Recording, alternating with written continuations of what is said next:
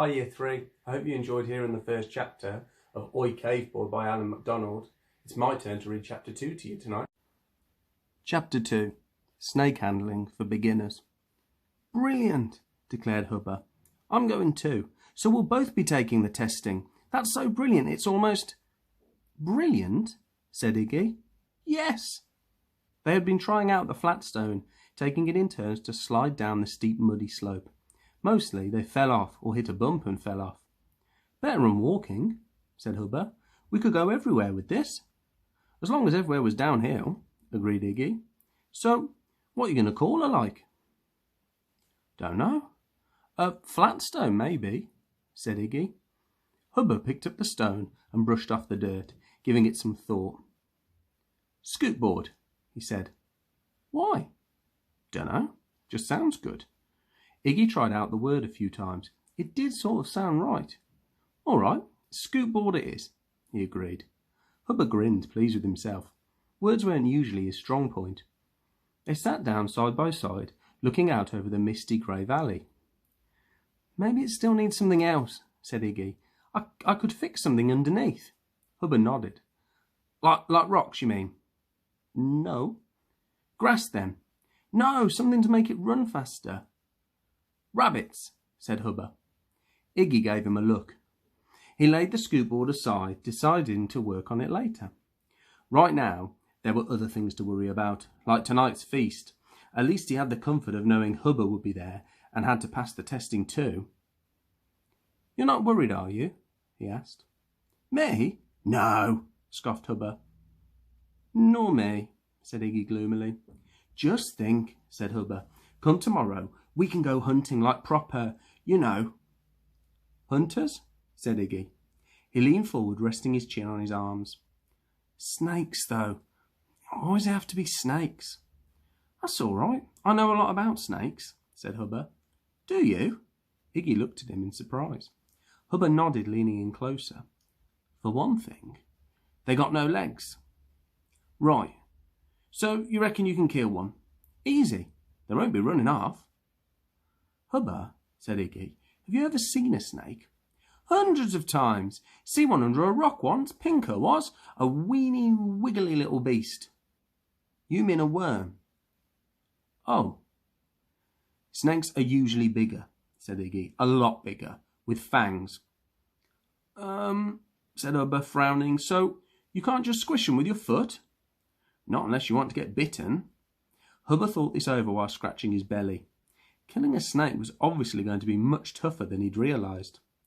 Footsteps approached, and a shadow flew over them. Iggy groaned. It was Snark, the last person in the world he wanted to see. Snark was big for his age. He had a blunt, scowling face that reminded Iggy of a woolly rhino, though obviously less intelligent.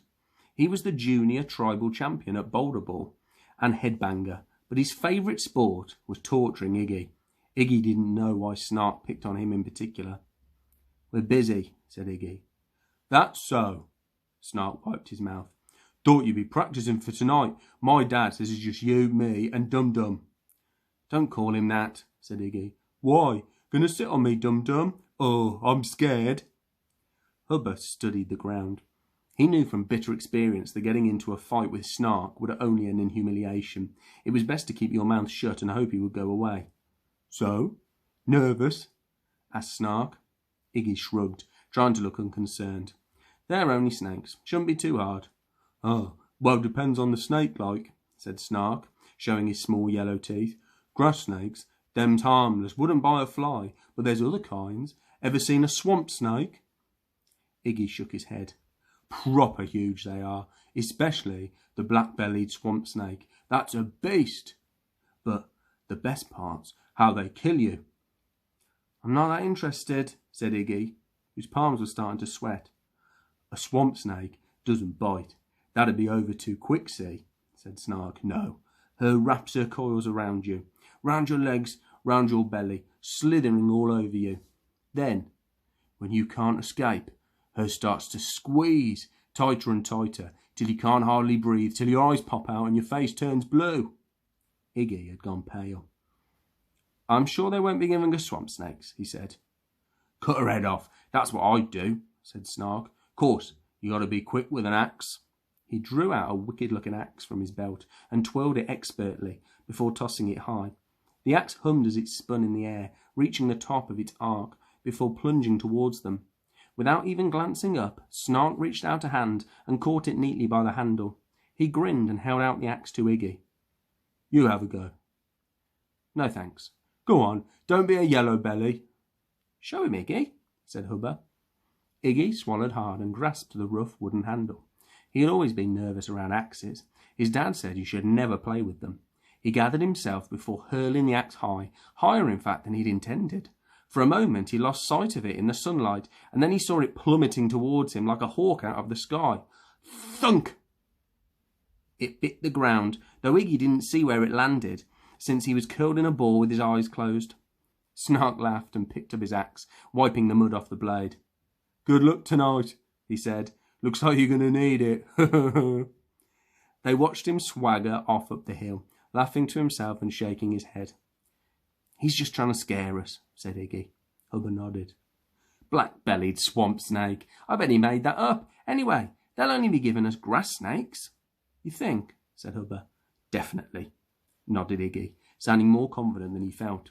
All the same, he didn't want to leave anything to chance. If he was going to kill a snake in front of the whole tribe, he would need something better than a flint-head axe. With an axe, you would need to get close enough to launch an attack. Miss, and the snake would sink her fangs into your arm or some other tender part of you. Then, if it was poisonous, you would start to sweat and feel dizzy, which, come to think of it, was how he was feeling right now. Knowing that Snark was a candidate for the testing only made matters worse. Iggy stooped to pick up a piece of bone from the dust. "There must be some other way," he said. "What?" said Hubba. "To kill a snake." "Oh, you could always use a spear." Iggy shook his head. Spear throwing wasn't his strong point. He doubted he could hit a tree, let alone a snake that wouldn't keep still. He examined the bone he had found. It was the curved jawbone of some animal. Iggy turned it over in his hand, thinking.